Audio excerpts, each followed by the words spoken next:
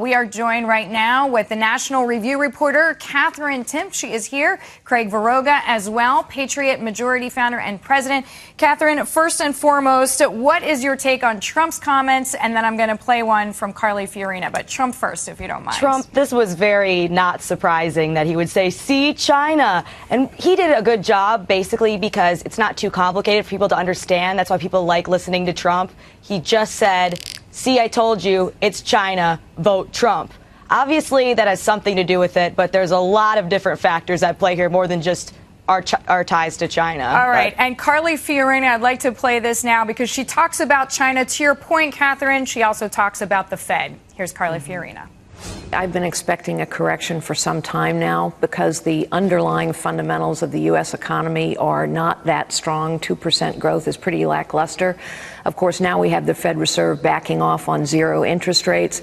And China's economy is slowing. There's no doubt that China has some real issues in front of it. And the devaluation of the yuan, as well as the huge sell-off in their market, spell trouble ahead. So, Craig, there you have Carly Fiorina. She is talking about China. She's also talking about our own Fed and market forces as well. What is your take, again, what this means for the political campaigns? Well, I think politically, the thing to remember is that Donald Trump would yell fire in a theater if there was a fire, and that's kind of what he tried to do today.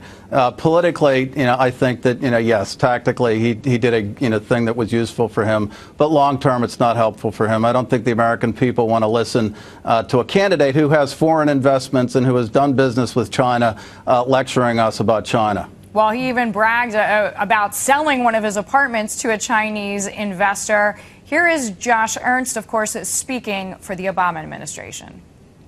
There's no doubt that the global economy is more interconnected than it's ever been.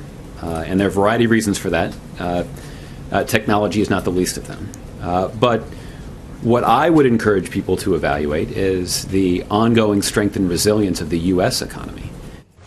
Katherine, ongoing strength and resilience, no matter which candidate gets his or her message out, that seems to be a winning line. Sure, it sure does. But when you have a day like today and everybody's freaking out, it's kind of hard to talk your way out of something like that. Everyone wants to know why, and it's not simple. And with what Carly Fiorina said, for example, she's right. It was more complicated, but people don't really like complicated. It's just we're freaking out. Who do we blame? And I think that's going to be a lot of the talk with the election coming up, not just with the economy, but with everything. Craig, what is the most powerful message that any candidate can get across about the U.S. economy right now? Well, look, I mean, we're on the 10th anniversary of Hurricane Katrina, and I think that the economy is like a hurricane. It's nobody's fault, but it's everybody's problem. And for a winning candidate, regardless of party, they have to show that they have a path to keep the economy either healthy or to improve the economy if they think it's not in good shape. And we don't need bombastic rhetoric. We need somebody who's actually going to have a plan and talk sensibly to the American public. We thank you both. Katherine Timpf joining us there. National Review reporter Craig Varoga. He is the Patriot Majority founder and president.